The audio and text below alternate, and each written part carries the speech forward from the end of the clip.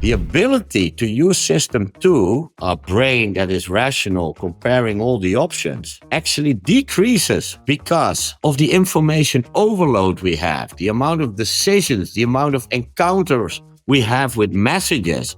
They're all decisions. We need system 1 more and more and more because that's our fast computer that can handle all the decisions. Therefore, we lean on it more. Staying active, staying involved in your environment gives you a longer, healthier life because your brain keeps the things alive. If we don't use it, the brain will start. Hey everyone, welcome to the Cashflo Kings Podcast, where we help e-commerce CEOs and executives to make more money, save more money, and maximize their profits. Today we're talking with Bas Wouters about leveraging behavioral science to drive massive conversions in e-commerce. Welcome, Bas. Thank you, Scott. Amazing to be here. We're really excited to have you, Bas. We've been looking forward to this podcast for probably over a year. So I get to introduce you. Bas Wouters is a successful e-commerce entrepreneur and a behavioral science expert.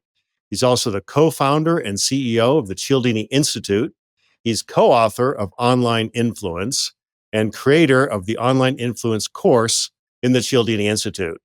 He's also a certified Cialdini Method certified trainer, persuasion trainer, executive coach trainer, and a BJ Fogg trainer.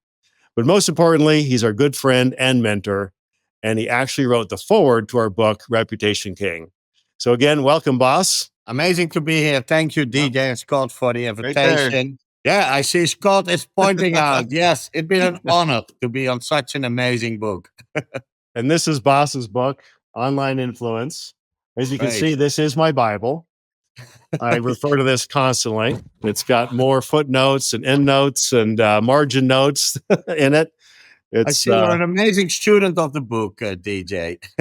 Well, it's the one. It's the one book to have if you're an online, e-commerce or UX or UI or web designer. If you have a website of any kind, you really need to read Online Influence. It's the one book above all that you absolutely have to read. Thank you for those kind words. Highly appreciate them. Yeah, and I agree with DJ. I think that Online Influence is probably one of my top 10 of all time books. And so is Influence by Dr. Cialdini. I think those two go together just like hand in glove, especially if you're online, right? I agree, indeed. Yes. And I think they all amplify each other. What we try to do, and I think what Dr. Cialdini, where he comes from, he's, of course, a university professor, scientist. So he came from a perspective to prove the science. And his first publication was in 1984, where some people, actually Rory Sutherland, I think we're all aware of who he is, vice chairman of Ogilvy, he actually say, before the science of persuasion, there was Robert Cialdini. He created the science. I like to believe that's true. And I think during the era and online came up, Cialdini's principles are highly relevant. We will talk more about that in our conversation here. Only what we try to do in the book is not prove that the science exists. There are numerous books out there, great books like Influence and all other books. We try to do, believe us or look at this book that proves that the science actually exists. We wanted to create a book that is highly practical. What can you do with that science? How can you boost your results? And try to write it from that perspective. And hearing your comments, I'm pretty proud that we at least succeed in a part of that mission. Yep. Well, and if people aren't real familiar with Dr. Cialdini, he is known as the godfather of influence. And he also coined the term social proof in his book, 1984, Influence. Yeah. And coincidentally, by the way, just as a side note, Bas, last week I did a Perplexity deep research question on what is the number one most important behavioral science principle for online conversion. And guess what it is? Was it social proof? Yep.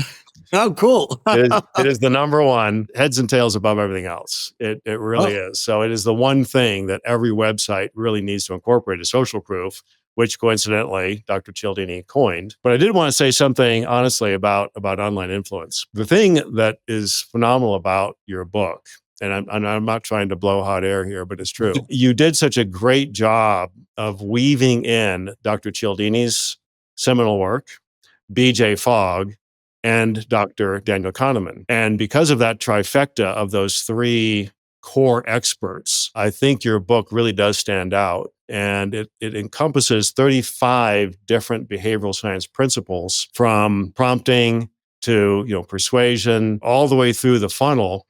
Here's what you need to do at every step. And it has case studies, examples, best practices. It really is a very comprehensive, complete book on how behavioral science is applied to the online experience. And I think that's one of the reasons it really stands out to me. And I've read many books on behavioral science and website design, UX, UI. But honestly, online influence really does a stand-up job in incorporating the science and the 35 principles that are so applicable. Thank you so much, of course, for these kind words. As some of the listeners might know or not know, I come from the Netherlands. So in my mind, I'm now overwhelmed with compliments, which I'm very grateful to.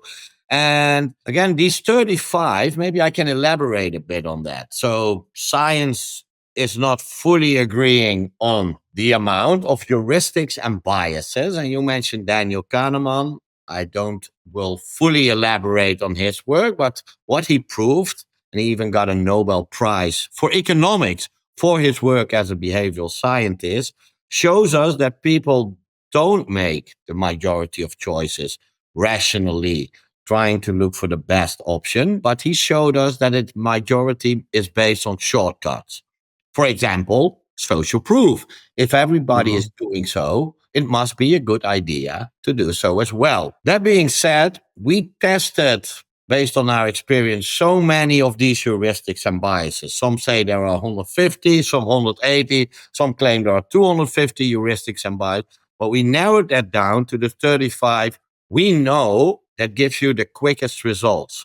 And also, they are often easy to implement. You don't need to have big tech budgets to execute it.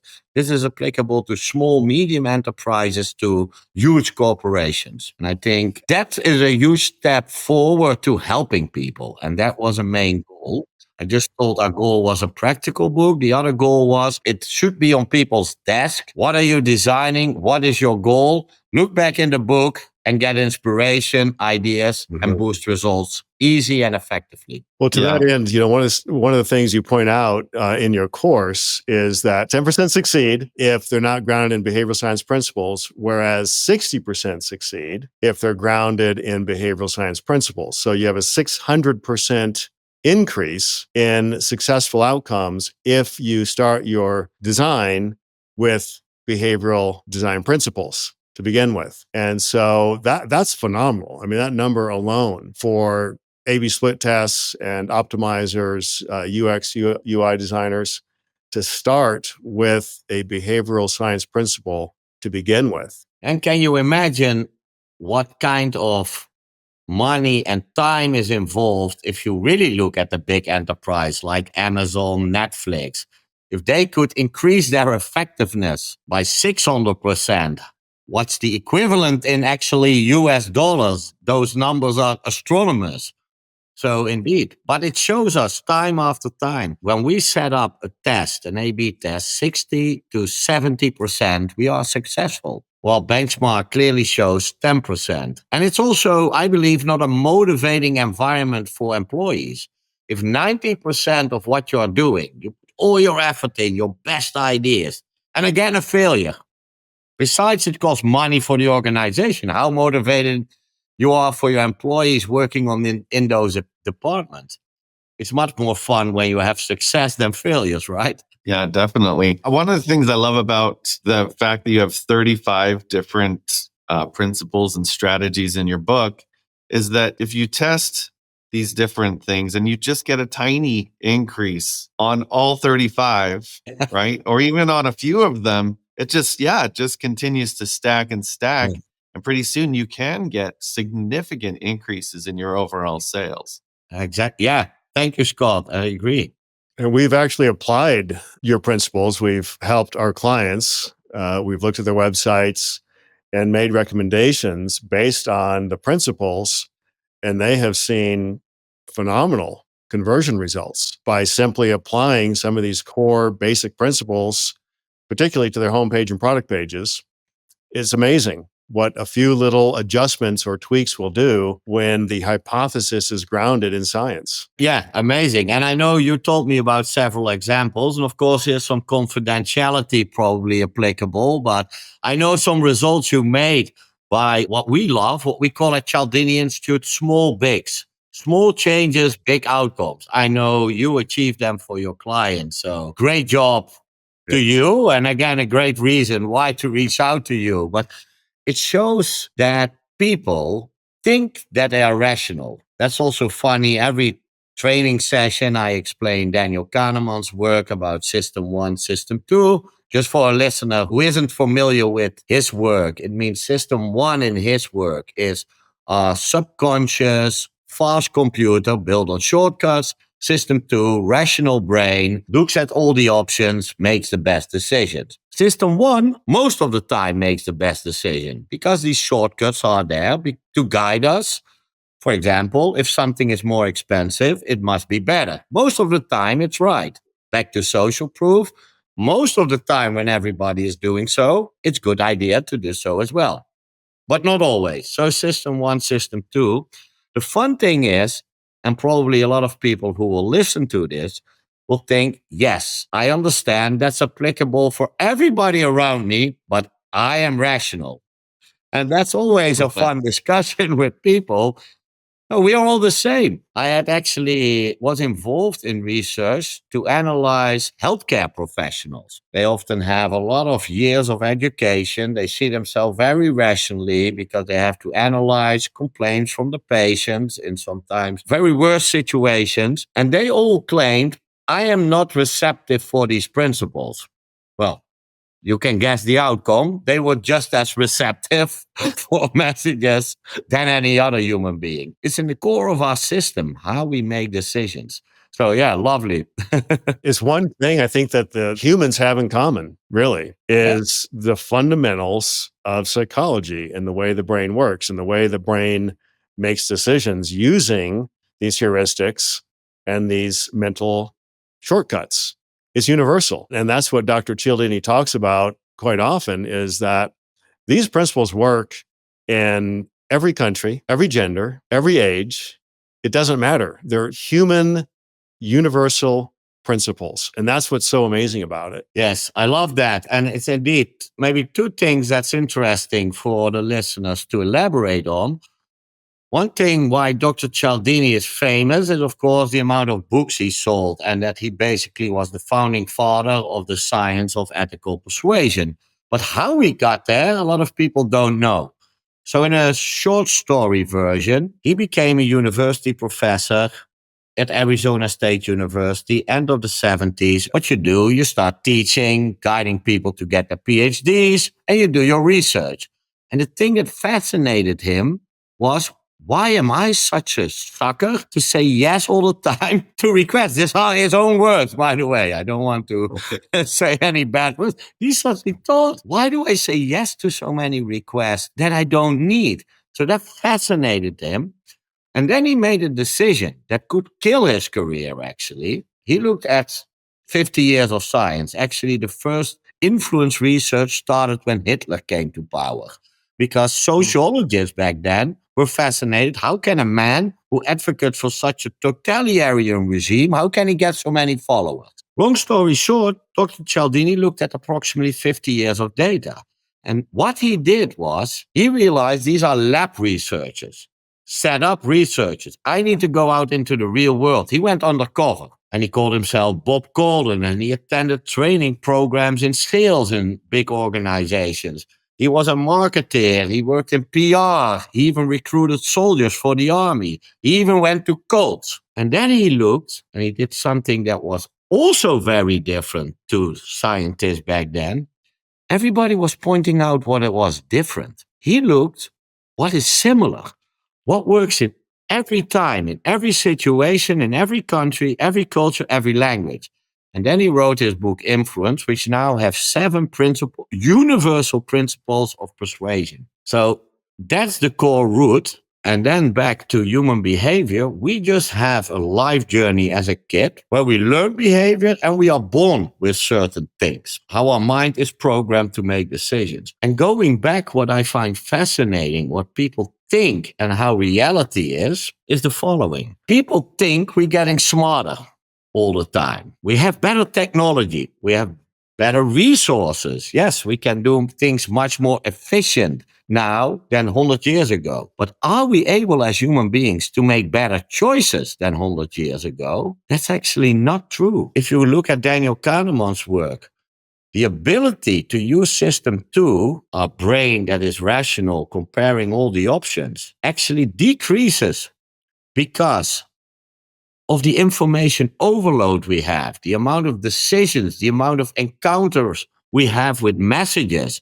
They're all decisions. We need system 1 more and more and more because that's our fast computer that can handle all the decisions. Therefore, we lean on it more. And the fun thing, there's a lot of research, and it starts in 1978 with Herbert Simon. He was the first behavioral scientist that won a Nobel Prize for economics. And in his thesis, he describes the term satisficing. And satisficing means when we have an overload of information, we don't look for the best available option. We look for the option that gives us sufficient satisfaction. 1978, he proved that. Can you imagine what happened since then? Do we get much more information to proceed than 45 years ago? Much more than 20 years ago. So we are leaning more and more, and we need to, on system 1. So that's why you see an increase in the amount of common decisions, but also very important decisions that we make with system 1.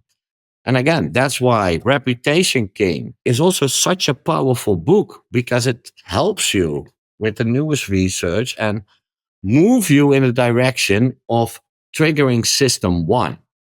And Daniel Kahneman himself had a quote. Unfortunately, he passed away a year ago, tomorrow. And I know that because tomorrow is my birthday. Oh, happy birthday. So I will always remember that.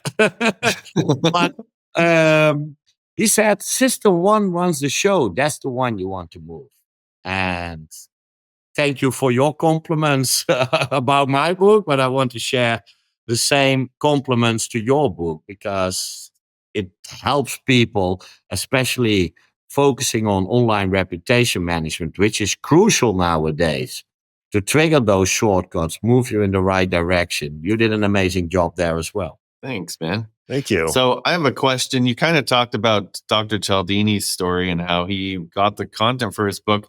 Where did you get the idea to go into the e-commerce side and really apply all these principles to e-commerce? Well, that's an interesting question. I won't elaborate it too long because I have to go back many years and actually to the starting point of my career. Let's say I could learn easily, but nothing really made me super enthusiastic of what I could learn. And I completed university, and then a friend said, well, we need some people to support financial advisors. And I saw, wow, this is interesting stuff. So I liked learning suddenly. And I got diplomas that even the advisors didn't have. So I wanted to be a financial advisor at a very young age. And that succeeded. And I was also very successful. I was applying the principles looking back, but not knowing about the principles. So I had some natural instinct. Then I could buy my first house, and it was a newly constructed house. So I needed a kitchen. And through a friend of a friend, and I live in the Netherlands, now partly, back then full-time, I learned that kitchens from our neighboring country, Germany, they were cheaper, better served. So I went there and I met a Dutch guy just over the border who worked in that showroom. And well, I bought my kitchen there. But I was telling that to my clients. They came to me, I need to borrow some extra money, Bas. I want to renovate my kitchen. I told everybody, go talk to that guy. Everybody bought. And that was, like I always make a little joke, I'm an old man. So that was the early days of online.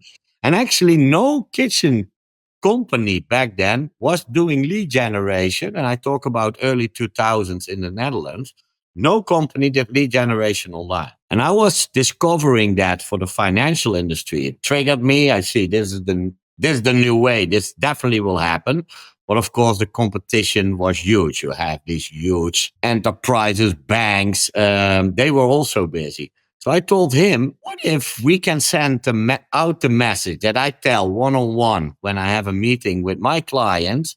We can spread that word. And he said, why not? The fun joke is we actually put 5,000 euro each on a bank account. That was our company. And it grew rapidly. Well, if you have no competition and people were searching for kitchens online, but nobody was out there to serve them, we quickly got a lot of visitors, leads, and people drove like 2 hours to come to our shop, which is in the Netherlands, almost crossing the entire country. Okay.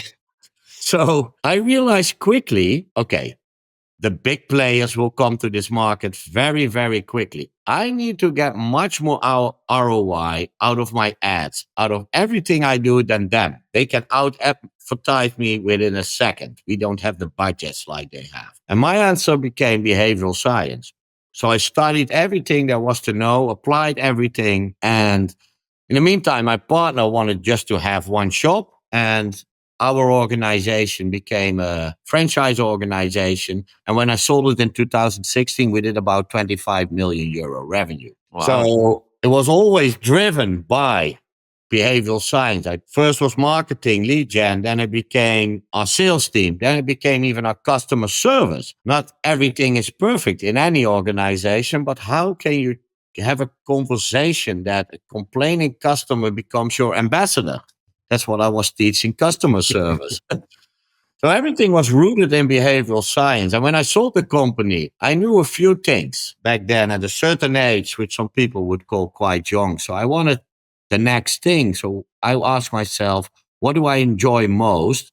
And it was helping people becoming better, training them, coaching them. And I love behavioral science. And I knew Dr. Cialdini had certified trainers. Not a lot, but a few. And actually what I did, I just wrote an email to his organization. Hello, I'm Bas.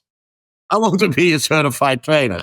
And I got an email back. That's very nice, Bas, but we are super selective. And I wrote back, yeah, that's great because one of your principles is scarcity. So when I pass all the tests, I'm super scarce. And then the rest is history. Let's say it like that. Love it. You turn the tables. Yeah. So your website, a bit in a nutshell, Scott. that's a great origin story. So, Bas, tell us, what is your favorite design principle that you applied to your own website that showed the greatest success? That's a great question. To answer that question as a confirmation of some research I'm very aware about is this research done, I think it's 2017, 2018. And they analyzed 6,700 A/B tests, and they created the top 20 of behavioral design principles that were most impactful in conversion increase of all the tests. The top 6 was all Cialdini principles. Related to that, like you just said, social proof was there, authority was there, and scarcity was there. We obviously all know scarcity is also a huge driver for human decision making. Think about Black Friday. Well, for me, and that's why I always love to hang out with you guys, discuss our work, discuss our vision, was social proof and authority. One test that comes to mind was not only the principle itself. I quickly realized, for example, I need to collect reviews. But then the magic comes. What is now a small big? What is a small change with a big outcome? And I speak about years ago when I was still learning about this. And one lesson I learned at one moment, we had a link, go to our reviews. Huge mistake. You need to bring the reviews to your clients. They have to see it. They don't proactively look at it. They are uncertain. Bring them. So what we did, we put our review score to the homepage. Above every call to action, conversion increased something like 35%. It's a crazy amount. 35% more leads showing things that you already have. You didn't needed collect them. But that equals, because the amount of people that asked for an appointment in our shops And the conversion from asking a meeting to actually showing up to actually buying a kitchen back then remained the same. That test showed in 1 year a 3.1 million euro revenue increase, showing information that you already have in a different way. In a different place, too. In a different place, yeah. Yeah, that was it. No, that's exactly the right word, the different place, yeah. We actually took that concept, Bas, and we did a A/B split test on one of our clients, and they saw over 41% increase in site-wide conversion rate. Wow. It Similar to that example that I just mentioned. Same exact idea. Right. And phenomenal. And we've, of course, tested it on many sites, and they've all seen phenomenal increases in conversion rates. It was so powerful. We actually built a product around it. It's called the Trust Bar. Amazing. Love to hear that. 3 points of social proof built in. And it's a product, and it's helping our clients drive more conversions throughout the website by showing that social proof at above the fold on the homepage, and then on the category pages and the product pages. So the whole journey, and of course we do it in persuasion in search results as well, paid and organic. Yeah. So they see it in the paid, they see it in the organic, the Google Shopping, the third-party review sites. So they come persuaded with social proof and trust. Then they see it on the homepage, the category page, the product page, and the whole journey is really saturated, if you will, with social proof and trust and credibility. I love that. And I can perhaps help the listeners with a quote from Daniel Kahneman. Another quote from him besides System 1 wants a show, that's the one you want to move, is nothing is more important than the thing you're thinking about. I repeat that. Nothing is more important than the thing you're thinking about. So by continuously reinforcing the social proof, making it top of awareness, you reinforce the message that is top of mind. They're thinking about a lot of other people were happy dealing with this organization. If that's the most important thing your visitors, your potential client or current clients are thinking about, they will act accordingly. So amazing job. And I'm very proud and happy that you actually made a product out of it, because it's a huge help for clients. Yeah. And I think we sometimes missing those opportunities because we overwhelm them with, or we push us too much, or no. These are subtle nudges. You don't consciously write, I'm great, I'm great. You just show what other people are saying about you. And that's subtle reinforcement. Even if it's a few stars with the amount of reviews you have. I have a fun thing here. With the score, that reinforcement is super powerful. Small hinges that swing a big door, or small bigs. Small changes, big outcomes. I have, by the way, a fun thing that pops to mind. We always see the amount of reviews. I have a tip for all listeners. Make it reviewers. From who we want to hear that other company is great. From reviews, a static element, or from people, reviewers. Humanized. Make it human. Building connections in a digital world, I think that's a very interesting playing field. Yeah, it's true. Passive to active. Yeah. Abstract to, again, personal, human, people. It's, again, a subtle change, but with reviewers, we right away see these are human beings. That's the subconscious connection. Yeah.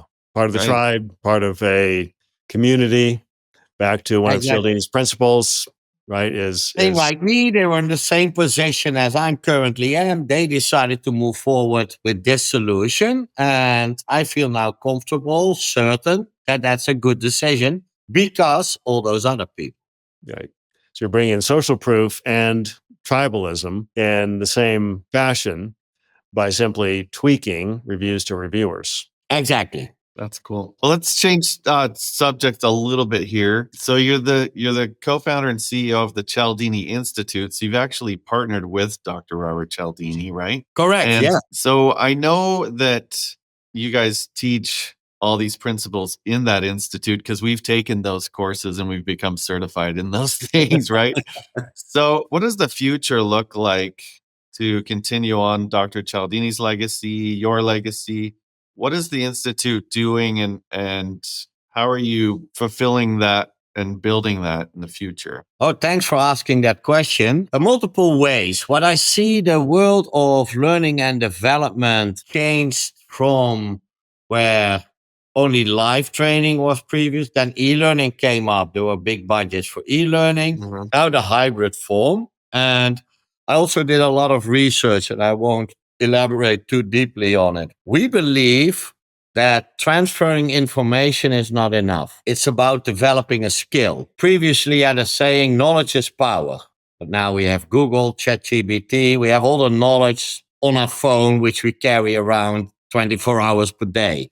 So knowledge is not so much power anymore, but what can you do with that knowledge? So that's what we're coming from. And I see what is our new development is launching a hybrid form where people find information with e-learnings, like a workbook back on school in my days at least. But you have there all your resources. You have weekly or bi-weekly check-ins, so you can work on your own specific cases and applications guided by a coach, a mentor, a certified trainer. And on top of that, you have custom built, let's call them GPTs, AI functionalities for very specific outcomes. For example, the principle of liking. One of the things to use it is find similarities, talk about them. Nowadays with AI, I wrote a very lengthy prompt where I put all my information in from my LinkedIn profile and other areas, let it analyze it. And now I only need to put in a link from somebody else's LinkedIn profile and I get similarities. The AI does the research. So I get the topics in a split second, what I should talk about if I never met somebody. Well, the combination of those three factors, I believe, is the future of learning, development, and applying. So that's what we are very much focusing on. Another way is to build a legacy, and mainly not my own, but Dr. Cialdini, is we believe, and I don't want to sound disrespectful, but he sold 10 million books, which are a lot. But there are maybe, we live now 8 billion people on planet Earth. Let's exclude the very older people and the newborns. Let's say there are 6.5 billion people that try to persuade another human being on a daily basis. You have 6.5 billion compared to 10 million. There's a lot of impact to be made. So we need people that want to join us in that journey and become what we now call a Cialdini Institute licensed trainer. We, of course, recently started this product, so we elevated it. But mainly one thing that's very top of our agenda is the translations. There are language and cultural barriers, so we need to translate and localize. So that's what we currently are focusing on. So the hybrid learning form combined with AI tooling to actually apply it, plus translate, localize it, bring it to every area of the world. That's Awesome. fantastic. Yeah, there's really something to be said for old school human to human engagement. Example. So Scott and I both took your online influence course. Then we joined your mastermind, which was live, face to face, small group. I think there was 12 of us. Yeah. And we got so much out of that small mastermind group that we then obviously, when you co-founded the Cialdini Institute, we followed you right into the Cialdini Institute and took all those courses and became certified. And now I'm taking your new online influence live course. And again, reminded how important it is to have that real-time live interaction. Recorded videos are great, books are great, but there's something far more engaging and deep when you're with a group of people in real time, talking about a principle, an application, Q&A, and people are able to engage in this group. And I don't think that'll ever go away. I don't think AI is going to change that. I don't think anything's going to replace that. I think that's always going to be something that's important for that next level of learning and engagement. And hopefully that's something that's always on the radar for Cialdini. Well, definitely. And I love what you're saying. And of course, again, being such an ambassador for online influence, I couldn't wish for a better one, DJ. So first of all, thanks for that. What you're saying is spot on. Actually, before Dr. Cialdini asked me to build Cialdini Institute together, I wrote a book and I was building Online Influence Institute. And I had one goal that I definitely didn't want to become the average training organization, because what happens, you go in, you go out, and actually nothing's changing. You're transferring information. And I was fascinated by that effect, because it's a hundreds of $billion business around the world for people doing exactly that. But what do companies really get out of it? A minimum result. So what I Mm-hmm. started to do, not full time, but over a period of 2 years, I studied what actually needs to be done in order to get results. And that's why I came. It needs to be skill development. People need to have a skill to bring a certain result. Let's imagine I want to drive a car. I cannot read a book and then drive a car. No, I need to read a book, get practice, drive the car, and now I can drive the car. So what I created, and I never wrote an official thesis, so please listeners, don't look it up if this is completely scientifically proven, but it's a very practical model, what I call 4 stages of transformation. And I always say you cannot get a transformational outcome with an informational investment. And that's what a lot of organizations and people do. And actually, all information is step 1 in the 4 stages. Stage 1. We need to know something we don't know yet. That's clear, because otherwise, if I knew it, I probably developed the skill. But then there it stops. That's what a trainer often does. Stage 2 is application, and that's not doing it yourself. We need to examples of how other people apply the theory successfully. In learning to drive a car, your instructor showed you what you needed to do. There was an example. In our case of online influence or influence, we give you many case studies. Now you're going through the ideation process, and then comes stage 3, confirmation. We need an expert to tell us what we did right, where's room for improvement, and in scientific or words, it builds neural pathways, or in simpler words, it makes connections in our brain that it actually understands it. And now, I always compare that after stage 3, you have your driver's license. But let's be honest, when you just got your driver's license, how well could you drive the car? You can come from A to B, but probably it wasn't a great idea to start driving 3,000 miles right away. So we need to practice. Like an airline pilot, they need to have a minimum hours of flying the plane to maintain their license. Why? Our brain has a use it or lose it policy. So becoming and developing a skill, you have to practice. And that's were my findings. And I think, yeah, you are like this, like you say, we reinforce, and that's why you get such amazing results. Yeah, it's interesting you bring that up, Bas, because there's a book I read on the brain and how the brain works, creating engrams and pathways and neural connections. But it also talked about how the brain prunes neural connections. And it will literally cut or prune these connections that aren't used anymore. So as you said, if you stop flying an airplane for 2 years, you're going to forget a lot about flying an airplane or anything. And the brain, because of efficiency, the brain wants to work in the most efficient way possible to reduce the use of calories, energy, thought processes, et cetera, which is why System 1 thinking is so powerful.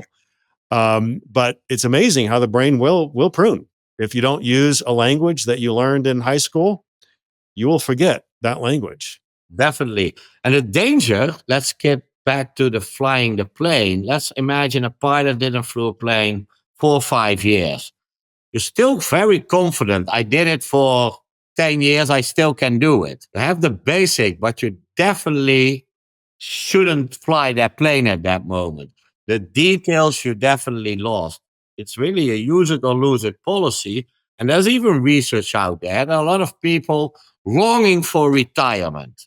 Finally, I quit my job. And then they stop basically doing activities. They just relax, which is sounds pretty nice. Or what your brain starts to do, now you can burn a lot of calories, like you said, DJ.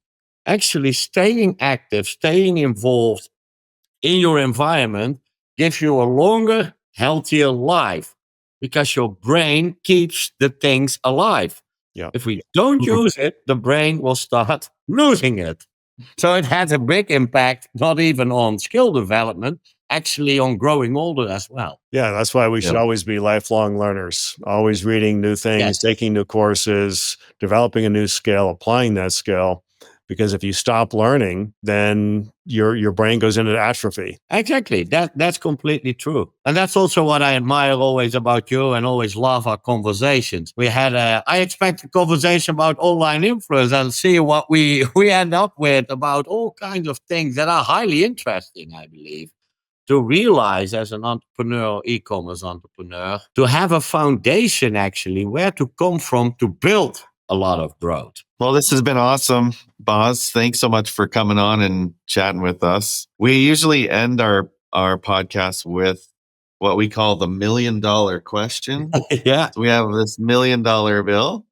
And so we'd like to ask you, what's one thing that you think that e-commerce websites can do to significantly improve their business? Use the Hobson Plus One. And then nobody thinks, what is he talking about? So let me quickly elaborate on that. In the 1600s in England, there was a horse breeder called Thomas Hobson.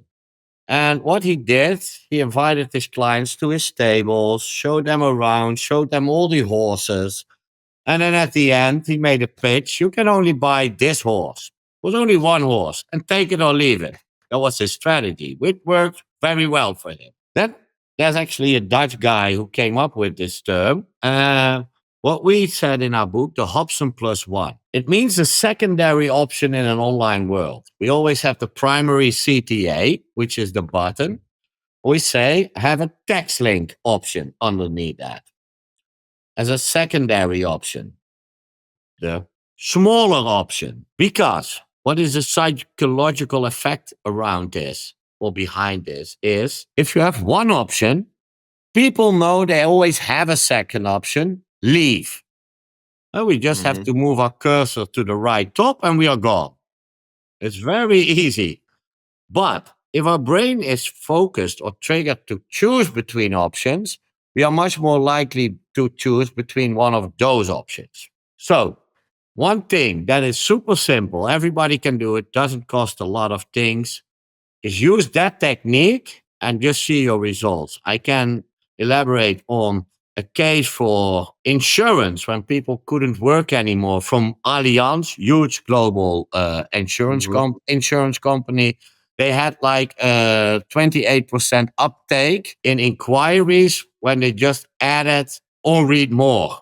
So apply, then there was a text in read more, nothing, 28% uptake. Wow.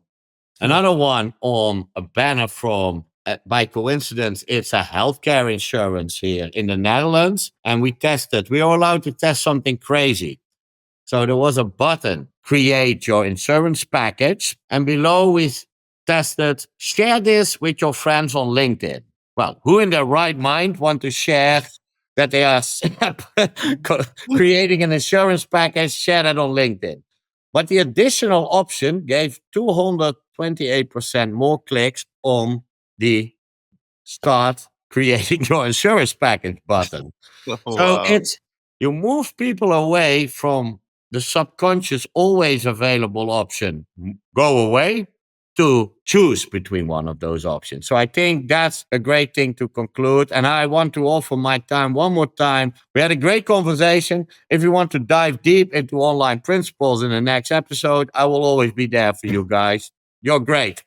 We'd love to do that. We'd love to have you on as many times as we could because there's so many principles to get into and there's so many things you're doing at the Cialdini Institute. So if people want to follow you, learn more about what you're doing or the Cialdini Institute, how should they do that, Bas? Go to cialdini.com and reach out to me on LinkedIn. Bas Wouters, Wouters, CMCT.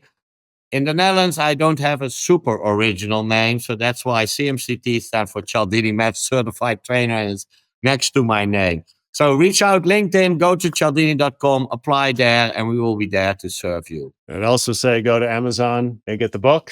online influence. That's a great way to get started to understand these principles and scientific applications of behavioral design or behavioral science, behavioral economics, call it what you will. It's a great book to really delve into these core principles as applied to online environments. Bas, it's been amazing. We really appreciate your friendship, your expertise, just knowing you all these years and being involved in pretty much everything you're doing. Thank you, guys. DJ Scott, it's always amazing to chat together. You're amazing guys and highly skilled guys, which I also recommend everybody. Look at what Scott and DJ do. Their book is great. Their software is amazing. And these guys know what they're talking about. So let's return the favor here from the bottom of my heart. These guys rock as well. So reach out to Shopper Approved to boost your online reputation management. You will be in the perfect hands. Awesome. Thanks for that. Well, thanks again, Bas. And thanks everybody for tuning in. And we will see you next week with another episode. Till then, take care.